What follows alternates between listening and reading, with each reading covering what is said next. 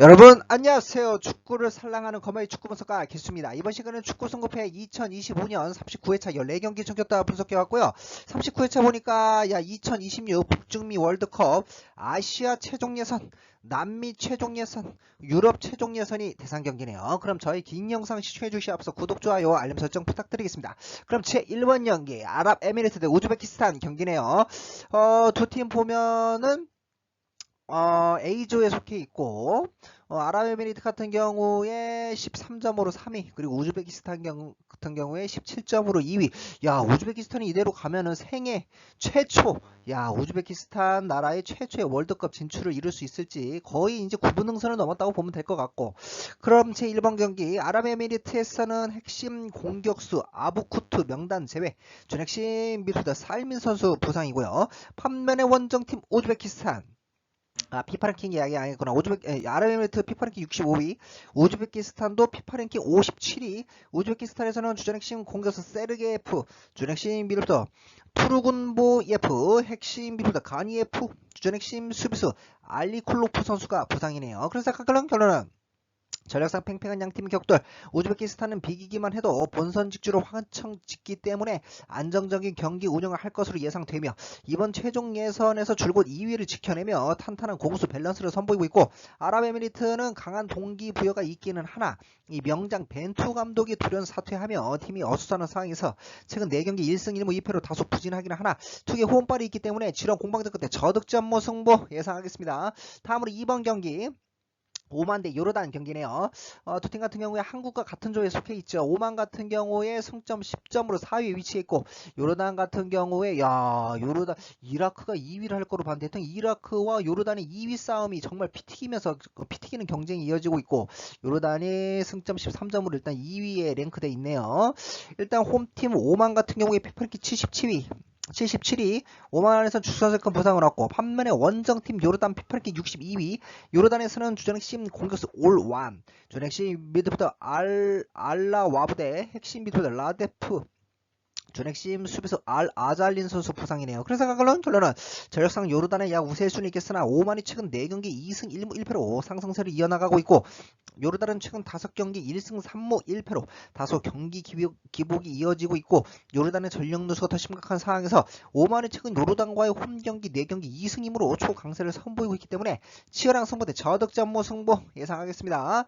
다음으로 3번 경기네요. 바레인 대 사우디 경기입니다.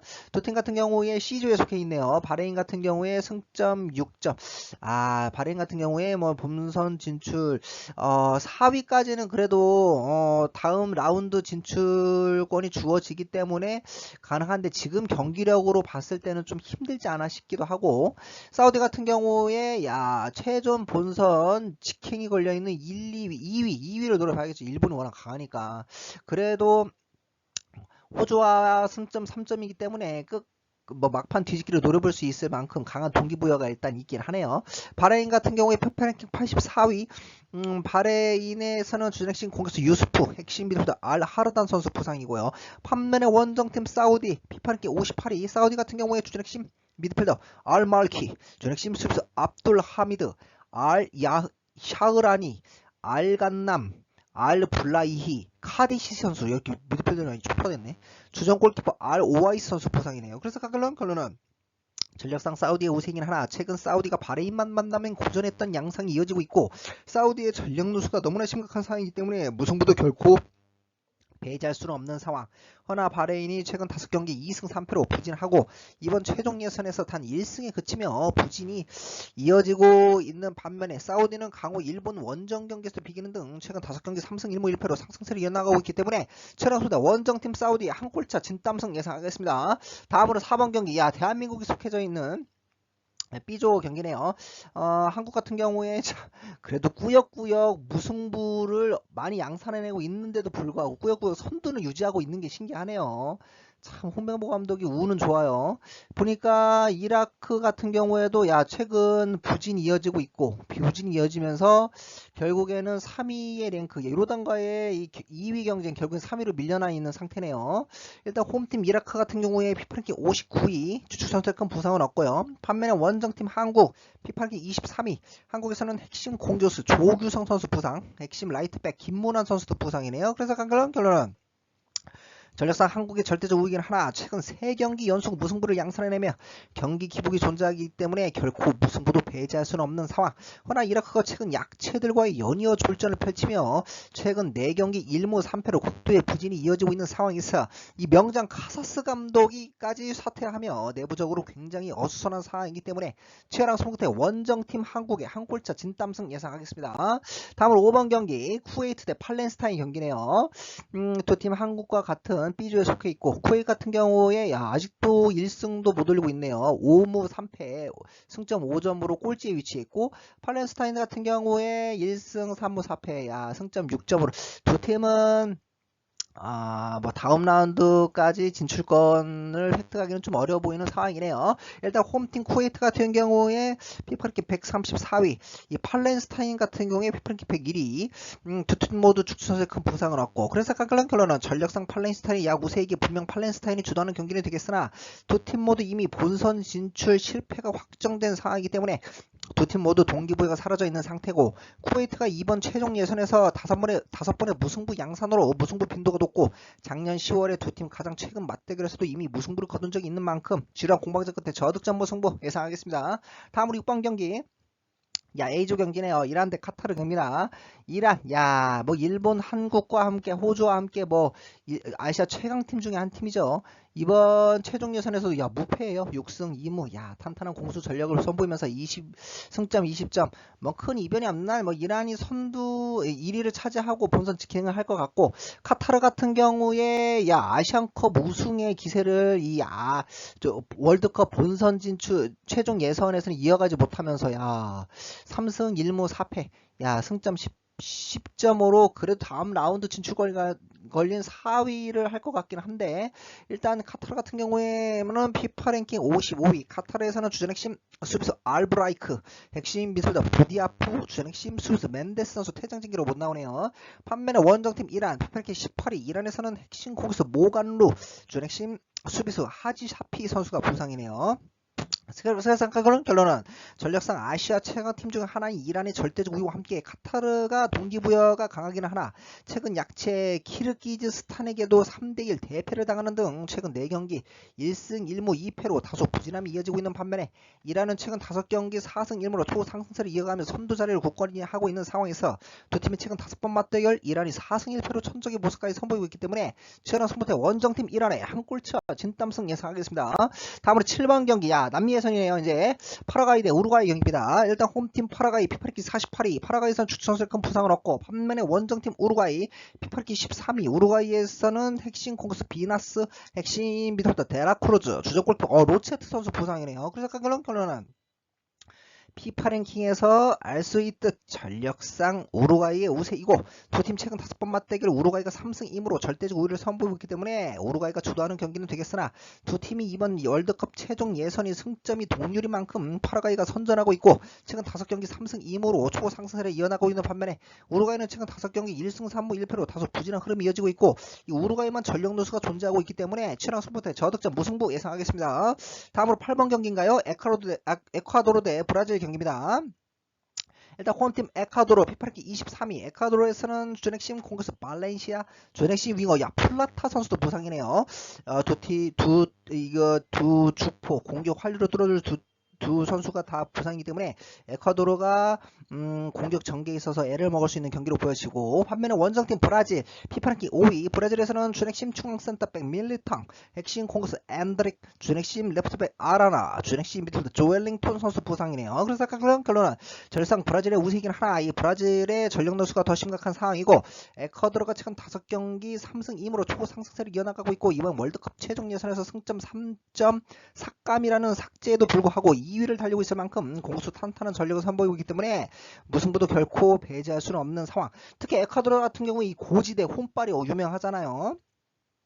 허나 두 팀 최근 5번 맞대결 브라질이 3승 2무로 절대적 우위를 선보이고 있고, 야, 이 브라질은 이 명장 안첼로티 감독이 부임한 만큼 최랑 승부 끝에 원정팀 브라질의 한 골차 진땀승 예상하겠습니다. 다음으로 9번 경기 칠레 대 아르헨티나 경기네요. 일단 홈팀 칠레 같은 경우에 피파랭킹 52위, 칠레 같은 경우에 주전 핵심 공격수 산체스 선수 빠진 거 좀 크네. 핵심 비수다 카브랄, 저 핵심 중앙 스텝 디아즈 선수도 부상이네요. 반면에 원정팀 아르헨티나 피파랭킹 1위입니다. 아르헨티나에서는 주전 핵심 주축 선수의 큰 부상은 없어요. 그래서 각각 결론은 이 전력상 아르헨티나의 절대적 우위와 함께 이 라이벌 브라질을 4대1로 대파하는 등 최근 5경기 4승 1패. 야, 이번 월드컵 최종 예선에서도 벌써 10승을 수확하며 단독 선두를 질주 중에 있는 반면에 칠레는 여전히 이번 월드컵 최종 예선에서 부진이 이어지며 꼴찌에 머무르고 있는 상황에서 아까도 얘기했다시피 이 주포 산체스의 이탈이 치명적이고 두 팀 최근 3번 맞대결 역시 아르헨티나가 3전 전속으로 천적의 모습까지 선보이고 있기 때문에 최근 소대 원정팀 아르헨티나의 한 골차 진땀승 예상하겠습니다. 다음으로 10번 경기 노르웨이 대 이탈리아 경기네요. 일단 홈팀 노르웨이 피파랭킹 38위, 노르웨이에서는 핵심 중앙 센터백 그레거센 선수 부상이네요. 반면에 원정팀 아주리 군단 이탈리아 피파랭킹 9위, 이탈리아에서는 주전 핵심 미드필더 로카텔리 선수 부상입니다. 그래서 각각 결론은 전력상 이탈리아의 약 우세긴 하나, 이 네이션스리그 8강 탈락과 함께 최근 이 이탈리아가 연이어 월드컵 본선 진출 실패가 이어지고 있기 때문에 접전은 불가피한 상황. 노르웨이는 비록 약체들과의 연전이었지만 최근 공식 경기 4연속으로 초상승세를 달리고 있고, 노르웨이 특유의 홈발이 있고, 이 주포 세롤로스와 이 엘링 홀란드의 파괴력이 여전하기 때문에 최랑 승부대 약간의 이변 다득점 무승부 예상하겠습니다. 다음으로 11번 경기 체코 대 몬테네그로 경기네요. 일단 홈팀 체코 같은 경우에 피파랭킹 39위, 체코에서는 핵심 공격수 클리멘트 선수 부상이고요. 반면에 원정팀 몬테네그로 피파랭킹 73위, 몬테네그로에서 추천할 큰 부상은 없어요. 그래서 결론은 전력상 체코의 우세와 함께 두 팀 모두 최근 3연승으로 초상승세를 이어나가고 있기 때문에 접전은 불가피한 상황. 허나 체코 특유의 홈발이 있고요. 이 주포 쉬크가 최근 컨디션이 최고조에 있고, 두 팀 최근 5번 맞대결 체코가 5전 전승으로 그야말로 천적의 모습을 선보이고 있기 때문에 최연한 승부대 홈팀 체코의 2골차 이상 완승 예상하겠습니다. 다음으로 12번 경기 에스토니아 대 이스라엘 경기네요. 일단 홈팀 에스토니아 피파랭킹 121위, 에스토니아에서는 주전 핵심 미드필더 팔로메츠 선수가 퇴장 징계로 못 나오네요. 반면에 이스라엘 피파랭킹 78위, 이스라엘에서는 주축 선수의 큰 부상은 없어요. 그래서 결론은 피파랭킹에서 할 수 있듯 전력상 이스라엘의 약 우세이긴 하나, 에스토니아 특유의 홈발이 있기 때문에 접전은 불가피한 상황.